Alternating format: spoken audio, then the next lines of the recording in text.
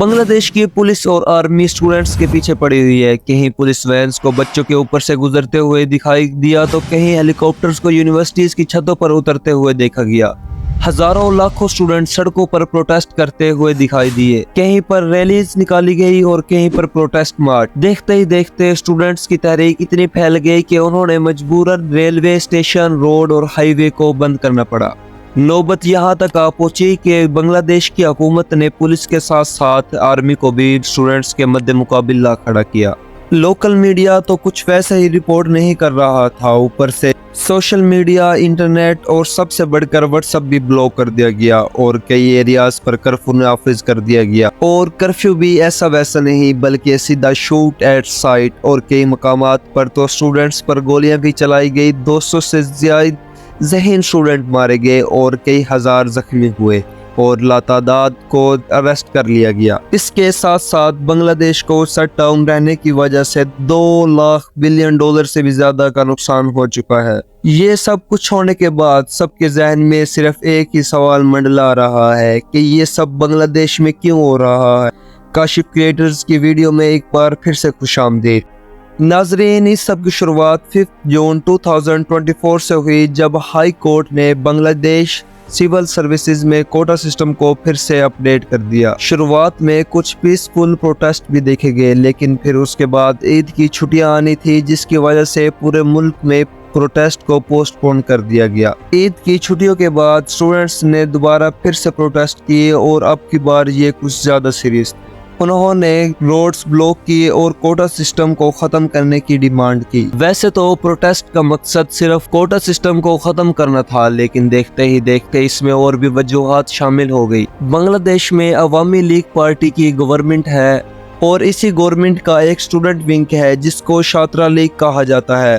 شاترا league کے members نے protest کرنے والے اسٹوڈنٹس پر کئی مقامات پر حملے کیے اور وہ بھی پولیس کی مدد سے۔ اس معاملے میں اسٹوڈنٹ جو صرف کوٹا سسٹم کے خلاف پروٹیسٹ کر رہے تھے ان میں غصے کی ایک لہر دوڑ گئی۔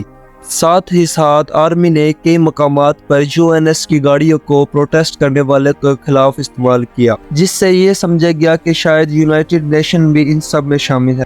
جب یہ خبر انٹرنیشنل میڈیا پر چلی تو پوری دنیا میں یونائٹڈ نیشن کا ایک برا امپریشن گیا اور UN نے بنگلہ دیش سے ایسا کرنے کی وجہ طلب کی۔ تحقیق کے بعد پتہ چلا کہ UN نے کچھ گاڑیاں بنگلہ دیش کو رینٹ کی تھی، لیکن ان میں سے ابھی تک لوگو نہیں ہٹایا گیا۔ ابھی پروٹیسٹرز کا غصہ تھما ہی نہیں تھا کہ 14 جولائی 2024 کو بنگلہ دیش کی پرائم منسٹر شیخ حسینہ نے کچھ ریمارکس دیے جس کی وجہ سے سچویشن اور بھی غمگین ہو گئی۔ ان کا کہنا تھا کہ اگر فریڈم فائٹرز کو جوب میں کوٹا نہیں دیا جائے گا تو کیا پھر رضاکاروں کو دیا جائے گا؟ پرائم منسٹر کے اس بیان نے تو جیسے آگ سے ہی لگا دی۔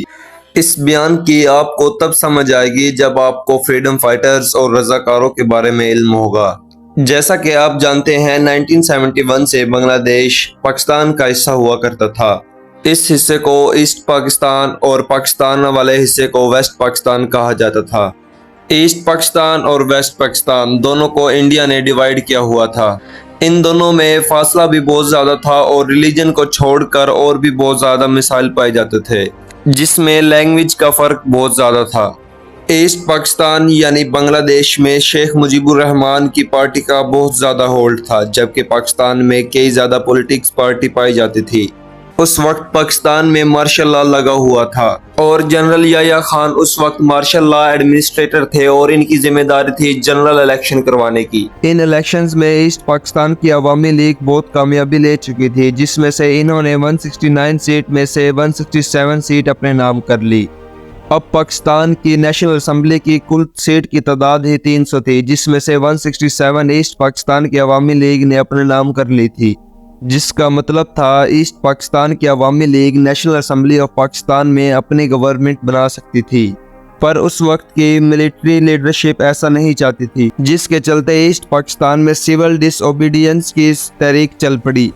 7 مارچ 1971 کو شیخ مجیب الرحمان نے پاکستان سے علیحدگی کا اشارہ دے دیا۔ 23 مارچ 1971 کو بنگلہ دیش کا فلیگ ایسٹ پاکستان کے کافی گھروں پر لہرا دیکھا گیا۔ اس کے چلتے ایسٹ پاکستان میں ایک ملٹری آپریشن نافذ کیا گیا جس کا مقصد ایسٹ پاکستان کو ویسٹ پاکستان سے علیحدہ ہونے سے روکنا تھا۔ بنگلہ دیش کی آزادی کی یہ جنگ اگلے 9 مہینوں تک چلتی رہی، جس میں ایسٹ پاکستان کی کچھ آرمی یونٹس نے آزادی پانے کے لیے اپنی علیحدہ ملٹری فورس بنا لی، جس کو بنگلہ دیشی ملٹری فورس مکتی بائنی یا پھر فریڈم فائٹرز بھی کہا جاتا ہے۔ دوسری طرف ایسٹ پاکستان میں موجود جو گروپ ویسٹ پاکستان کو سپورٹ کرتا تھا ان کو رضاکار کہا جاتا ہے۔ اس جنگ کے آخری 2 ہفتوں میں بنگلہ دیش کو انڈیا کی سپورٹ بھی حاصل ہو گئی اور یوں ایسٹ پاکستان ویسٹ پاکستان سے علیحدہ ہو کر بنگلہ دیش بن گیا۔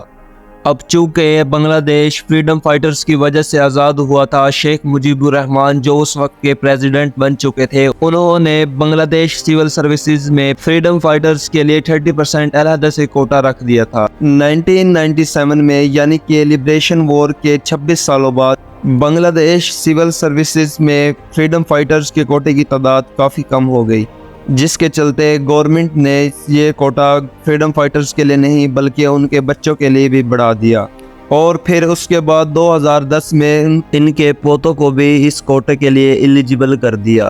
اس کے باوجود بھی فریڈم فائٹرز کی نسل صرف 10% یہ کوٹا لے رہی تھی اور باقی کا سارا کوٹا ضائع ہو جاتا، اور اس کے علاوہ پورے ملک کے بچے جو محنت کر کے سول سروسز کی جاب حاصل کرنا چاہتے تھے ان کا کوٹا صرف 44% تھا، اور وہ بھی بہت کم پڑ رہا تھا۔ تو یہ چیز اسٹوڈنٹس کو بہت خراب لگتی کہ ہم اتنی محنت کے باوجود بھی 44% کوٹے میں نہیں آتے، جبکہ فریڈم فائٹرز کچھ نہ کر کے بھی گورنمنٹ کی یہ جاب حاصل کر سکتا ہے۔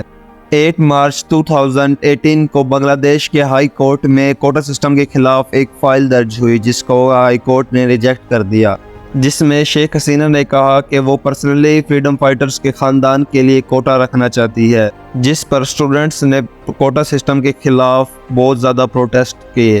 ان کا کہنا تھا کہ فریڈم فائٹرز کے کوٹے میں سے بچ جانے والے حصے کو میرٹ والے حصے میں مرج کر دیا جائے یا پھر کوٹا سسٹم کو بالکل ختم کر دیا جائے۔ اس ساری بات پر شیخ حسینہ نے ایگزیکیوٹیو آرڈر جاری کیا اور کوٹا سسٹم ہی ختم کر دیا۔ کچھ سالوں تک تو بہت امن رہا، لیکن پھر اچانک بنگلہ دیش ہائی کورٹ نے ایگزیکیوٹیو آرڈر ختم کر کے 5 جولائی کو دوبارہ پھر سے کوٹا سسٹم نافذ کر دیا، اور یہیں سے پھر دوبارہ پروٹیسٹ شروع ہو گئے۔ جب حالات حد سے زیادہ بڑھ گئے تو بنگلہ دیش ہائی کورٹ نے 25 جولائی کو کوٹا سسٹم میں بھاری رد و بدل کا مظاہرہ کیا۔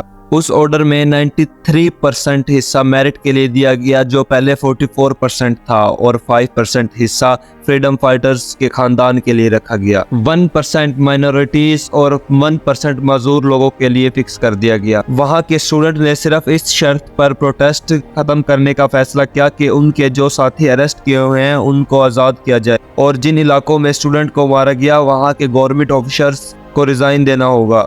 فی الحال جس وقت یہ ویڈیو بن رہی ہے اس وقت تک اسٹوڈنٹس کی ڈیمانڈ پوری نہیں ہوئی، لیکن گورنمنٹ کا کہنا ہے کہ سچویشن اب تھوڑی کنٹرول میں ہے اور موبائل، انٹرنیٹ اور سوشل میڈیا پھر سے بحال کیے جا رہے ہیں۔ آپ کا اس پورے سینیریو کے بارے میں کیا خیال ہے؟ مجھے کمنٹ سیکشن میں لازمی بتائیے گا۔ شکریہ۔